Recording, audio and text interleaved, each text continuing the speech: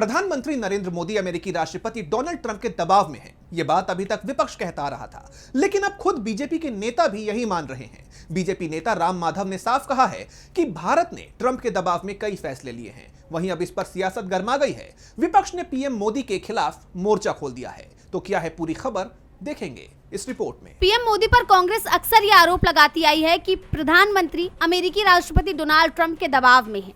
विपक्ष का आरोप है कि ट्रंप के दबाव में पीएम ने कई फैसले भी लिए हैं जो देश के हित में नहीं हैं। वहीं विपक्ष के इन आरोपों को अब बल मिलने लगा है, क्योंकि खुद बीजेपी के नेता भी अब यही दावा कर रहे हैं।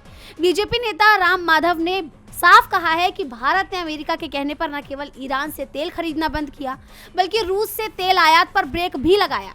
अमेरिका की राजधानी वाशिंगटन डीसी में कार्यक्रम में बातचीत के दौरान उन्होंने कई ऐसी बातें कही जिससे भारत में मोदी सरकार बुरी तरह गिर गई। बातचीत के दौरान राम माधव ने साफ कहा, हमने ईरान से तेल खरीदना बंद कर दिया। हम बिना कुछ कहे 50% टैरिफ पर भी सहमत हो गए। हमने तो नई ट्रेड डील में 18% टैरिफ भी मान लिया, जो पहले से बहुत ज्यादा है। हम अमेरिका के सहयोग में कहां पीछे रह गए और हम क्या करें। उनका यह बयान आते ही विपक्ष ने पीएम मोदी को घेर लिया। कांग्रेस प्रवक्ता सुप्रिया सुनेत ने बीजेपी नेता के इस बयान को एक्स पर शेयर करते हुए पीएम मोदी पर बड़ा हमला बोला। उन्होंने कहा, नरेंद्र के सरेंडर की कहानी खुद बीजेपी नेता राम माधव की जुबानी। ये है असलियत। यही बात कांग्रेस पार्टी लगातार कह रही है। अमेरिका के आगे झुकते झुकते नरेंद्र मोदी ने टोटल सरेंडर कर दिया है। अमेरिका मोदी को किसी बात के लिए ब्लैकमेल कर रहा है और मोदी राष्ट्रहित का समझौता कर रहे हैं। अमेरिका की हर बात मानने की बात खुद बीजेपी नेता स्वीकार कर रहे हैं।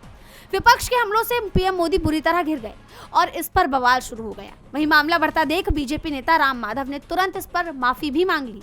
बीजेपी नेता ने एक्स पर पोस्ट किया कि मैंने जो कहा वो गलत था। भारत ने रूस से तेल आयात बंद करने पर कभी सहमति नहीं जताई। साथ ही उसने 50% टैरिफ लगाए जाने का पुरजोर विरोध किया। मैं दूसरे पैनलिस्ट के तर्क का सीमित खंडन करने की कोशिश कर रहा था, लेकिन तथ्यात्मक रूप से वो गलत था। इसके लिए मैं क्षमा चाहता हूँ। इस मामले में बीजेपी नेता ने भले ही माफी मांग ली हो, लेकिन बवाल तय है। विपक्ष ने पीएम मोदी को घेरना शुरू कर दिया है, जिससे पीएम मोदी की मुश्किलें बढ़ती दिखाई दे रही हैं। डीबी लाइव की रिपोर्ट।